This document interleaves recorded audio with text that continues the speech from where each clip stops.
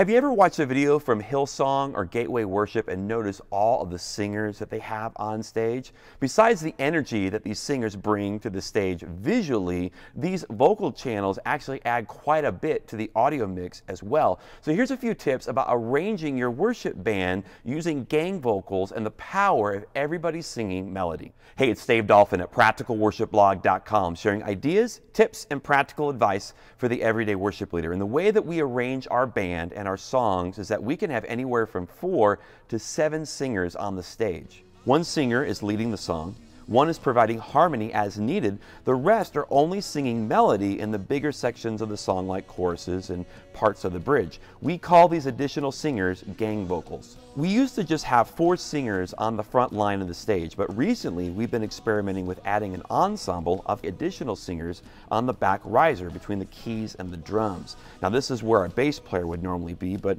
we usually don't have a live bass player most Sundays. We have to fly that in through Ableton Live. So I've got this open space on the stage, and meanwhile, I have a good amount of vocalists looking for reps and opportunities to sing. So some Sundays, there can be up to 7 singers on the stage, and besides what they bring to the stage visually in terms of encouraging others in their worship, gang vocals can be a great tool to add dynamics to the song itself. So we're here at front of house, and I've got some multi-tracks from a service we did a couple weeks ago, and I'll play them for you, focusing on the vocals, and I'll show you how this works.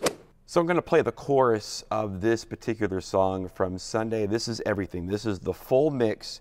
This is As It Happened on Sunday. Hearts united in the wonder of it all. We stand united in the wonder of your love. Fully devoted, we follow after the one who gave it all. Christ alone be praised.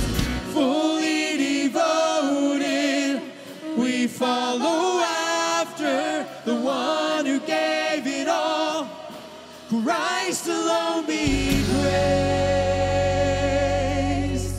So I'm going to go ahead and play that section again, but I'm going to mute all the gang vocals and also the harmony, and we're just going to have just the lead going into the chorus, and then I'm going to add back in just the gang vocals. Again, still no harmony, just the gang vocals, so you can hear the difference between just the lead and then what the gang vocals are adding to the mix. Hearts united in the wonder of it all.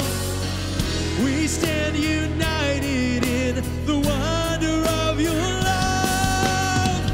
Fully devoted, we follow after the one who gave it all.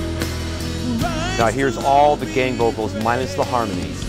Fully devoted, we follow after the one who gave it all. Christ alone be praised. See how even just adding in all the gang singers, everyone's singing melody, even without the harmony, there was a lift, there was an increase in the dynamics. They added to the energy that was going on. It was all those singers singing melody that added to the dynamics, not necessarily the harmony. The harmony is more of the salt that we add to the mix, but if we want to add power and umph, gang vocals is how we accomplish that. So moving to a different portion of the song, this is the bridge, and the way that this song works, it's one of those bridges that repeats over and over and over, and it just builds on itself each time that we do it till, you know, the final one where the lid just pops off and it explodes. So I'm going to play this bridge with just the lead vocal, which is right here, and the harmony vocal right here, everything else. So we're going to mute the rest of the gang vocals. We just have these 2. So as the song's growing, the only thing we're going to add in is the one single harmony. We're stepping out in faith so the world would know your name. Sing it with me. Christ alone be praised. No matter what it takes for the glory of your name. Christ alone be praised.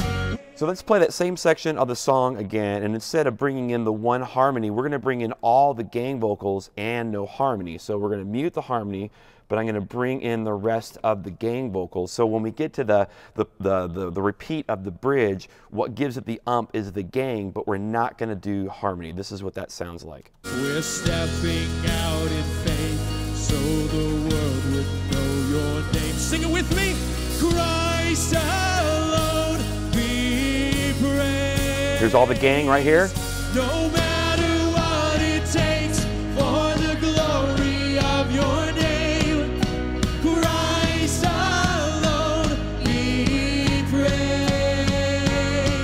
We're stepping out in. See how if we had to pick between one of the two, if we had to pick between adding in a single harmony to make it lift, or to add in a bunch of gang vocals singing melody, if we had to choose between the two, you see how the gang vocals actually encompasses more. It gives us more lift, more which adds to the dynamics more than the harmony is. Now if we add the harmony in, now it adds some color, but not necessarily dynamics.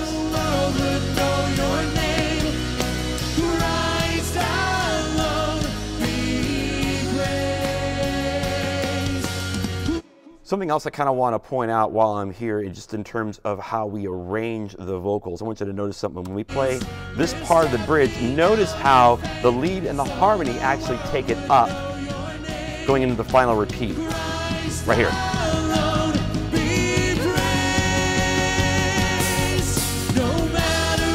But if we mute the lead and the harmony and we leave just the gang, listen to what they do.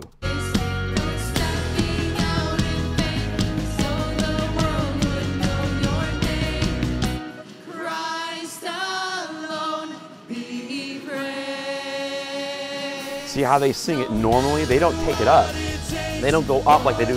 When we do gang vocals, we will sing it like the people in the room are going to sing it. We don't modify the melody or anything like that. If the lead and the harmony, if the lead's going to take liberties, and obviously the harmony has to follow that, the rest of the gang, we instruct them to just sing it normally. So if you would normally sing it down, then we do that, and we just let the lead do that. That way it's not this big hodgepodge mess. Again, part of what helps with the gang vocals is that we're singing what the people in the room are singing. So that allows the lead to maybe take some liberties at the end of the song and kind of add some flourish and some color, but still give it a foundation to what the melody is so that people can sing along. All right, same concept, different song. Here's the entire mix. Here's everyone singing as it happened on Sunday. You called my name, and I ran out of that grave, out of the darkness. Especially a song like this, it's very authoritative and just very declaring. To have all those singers just come at you gives it a lot of going into the chorus.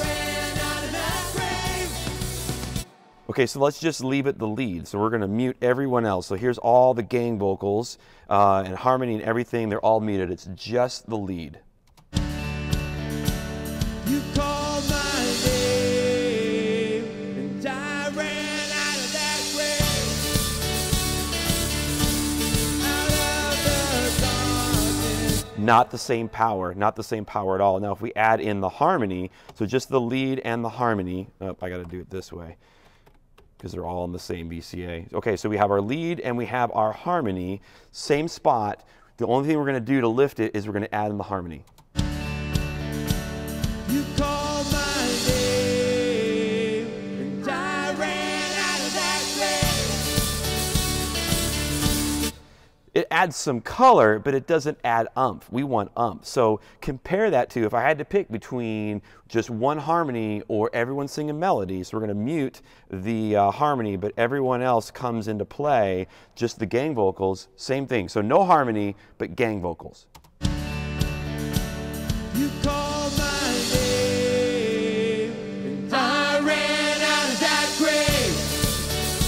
See, even without the color of that harmony, the salt that adds, there's still power. Glorious day, you called my name, and I ran out of that grave. This is just the gangs. darkness into your glorious day.